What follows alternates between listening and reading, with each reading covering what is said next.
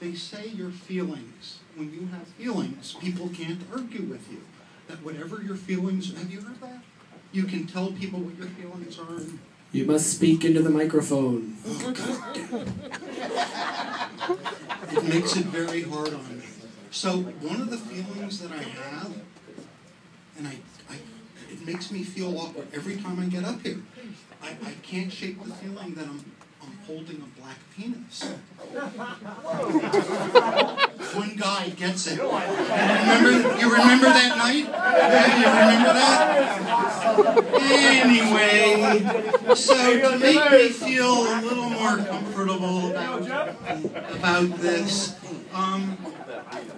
does anybody have a condom? Something, a condom, I'll buy it, like for $1 or $2. You don't want the guy sitting next to you to know that you have a condom, do you? Is that it? Yeah, I'm talking to you. He's like, I hope he's not talking to me. No condoms? Could I get a napkin from someone?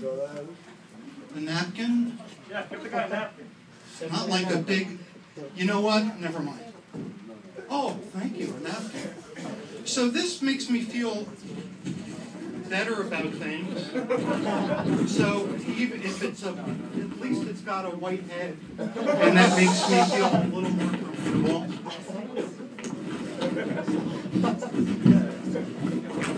Is my time up? So, you know, I'm not sure if my feelings about this feeling like a black penis is really right. So I'm wondering, would somebody here let me know if my feelings are true? Honey, does that? Just hold it, it's okay. How does that feel? Does it feel, you have to walk me? Can I go and get a drink? Did you tell people how you feel about that? Okay, that didn't work. The other thing that makes me feel very awkward being here is I've got these bright lights shining in me, and just a week or two ago I finished reading The Invisible Man, the original, the classic from whenever 1800. And you know, it made me think about how people could sneak up on you and do things to you. So here with the lights, honestly, you're all kind of dark, but it makes me kind of worried that black people are going to sneak up on me. Why are only the white people black? Now, when I say black people, I want you to know, I don't mean black people like you mean black people. I mean black people. Black. Black. The color. Black people. I'm wondering who was in charge of the color selection committee when they decided that black people were black people? Because I have never seen a black person. Go next. That went over very well.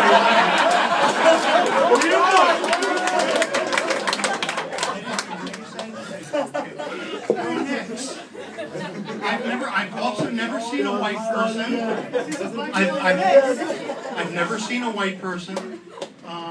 But I did once see a blue person. Have you know about blue people? They eat silver to cure their health ailments. The only problem is they're blue. Anyway, I'm done doing my black people stuff. Although, one other thing. I think our government is racist. When you do the census every 10 years, how many of you have done that? You have to write down, check, white or Caucasian. I get to pick. I can be either white or Caucasian. I can be, well, I couldn't be, but African American or black. If they're that concerned with what color our skin is, I think they should just have us select the Starbucks coffee that's close enough to our skin and check that off on the census. If they want to know, if they're that concerned about it, they, let's have a standard. You with me? Starbucks. So, I want to talk a little bit about Jews and Bible stuff. And I hope that won't offend too many people. So one day, Abraham is sitting on on his hill, minding his sheep, when all of a sudden he hears a voice. Abraham, come bring your son Isaac up to the mountain and sacrifice him for me, will you? What? So what does Abraham do? The father of the Jewish people, my people. The father of the Jewish people. What does Abraham do? Isaac, do me a favor, buddy. Get a knife, some rope, and some wood. And that's what happened. So, Isaac, Abraham brought his son up to the mountain of the Lord to sacrifice him. What is wrong with him? Nothing personal, Jewish people. But I gotta say two things. One, he was a horrible father. And I'm not sure, but I'm pretty sure he was even a worse Jew. And I want this very quickly. I put this up. So Moses, supposedly also a really powerful Jew, freed the people from, the Pharaoh. They escaped.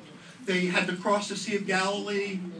In order to get Pharaoh to release his people, the story is that Moses threw down his staff and it turned into a snake. My theory is that the story got changed a little bit. I think Moses, I think he whipped out a snake and he turned it into a staff and made the Pharaoh a little offer.